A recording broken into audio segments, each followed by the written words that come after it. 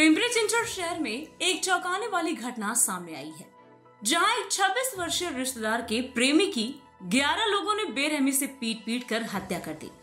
इस मामले में पिंपरी चिंचवड पुलिस ने 11 आरोपियों के खिलाफ हत्या का मामला दर्ज किया है और अब तक 9 लोगों को गिरफ्तार किया है। ये घटना 22 जुलाई को पिंपरी के सांगवी इलाके के देवकर पार्क के एक कमरे में हुई। मृत युवक का नाम रामेश्वर घेंगट है और उसका अपनी एक रिश्तेदार के साथ प्रेम संबंध था।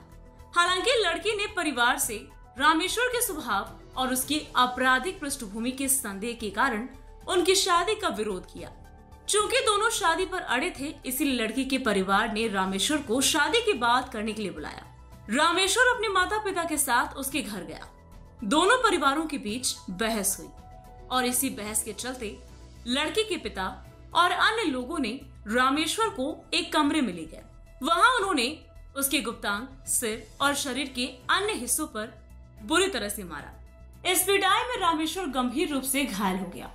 उस इलाज के लिए एक निजी अस्पताल में भर्ती कराया गया, लेकिन डॉक्टरों की लाख कोशिशों के बावजूद भी उसे बचाया नहीं जा सका।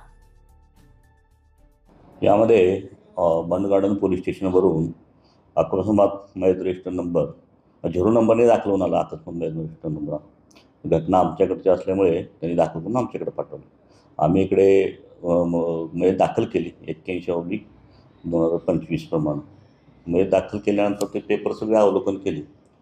अवलोकन केल्यानंतर त्यात असं निदर्शनास आलं की ते त्याला मारलेलं आहे। ते काय अकस्मात मयत नाही, त्याला मारलेलं आहे, मर्डर आहे तो। सगळं पेपर अवलोकन करून लक्षात आल्यानंतर आम्ही त्यांच्या नातेवाईकांना कॉन्टॅक्ट केलं आणि त्यांना बोलवून घेतलं। रवी घेंगट म्हणून मयताचे वडील आहेत, त्यांच्याकडे पूर्ण चौकशी केली। त्यांनी सांगितलं की बाबा त्यांच्या नात्यातली मुलगी आहे, त्या मुलगीसोबत ते संबंध होते, प्रेम संबंध होते। पण मुलगीच्या घरचे थोडंसं नाकारत होते, लग्नासाठी म्हणा किंवा पुढच्या बोलणीसाठी नकार देत होते।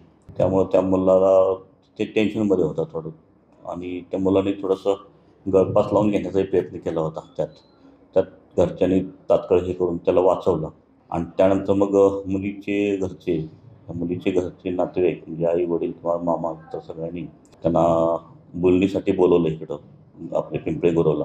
घरी आल्यानंतर मग तिथे थोडी त्यांची बोलाबोली झाली, बाचाबाच झाल्यानंतर आई वडिलांनी ह्या मुलाला त्याला मारहाण केली त्या ठिकाणी। ही घटना आहे साधारण 22/7ची वगैरे आहे, 22/7/25ची घटना आहे।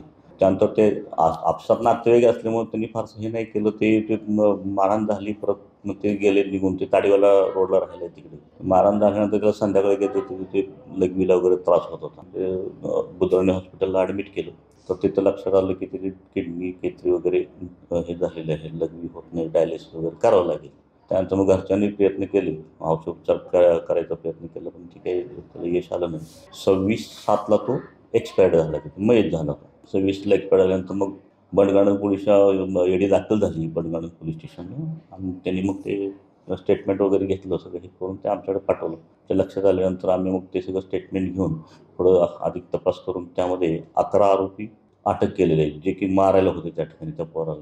त्यामध्ये मुलीचे वडील, आई, मामा, मावस भाऊ, चुलत भाऊ हे सगळे 11 जण आहेत। त्यामध्ये महिला 2 आहेत, त्या महिलांना अटक केलेली आहे। आज पोलीस कस्टडीसाठी माननीय कोर्टाकडे हजर केलेले आहे त्यांना। पुढील अधिक तपास करून आणखी काय ह्यात निष्पन्न होते का पाहतो। तरुणावर गुन्हे 2ला दाखल आहेत।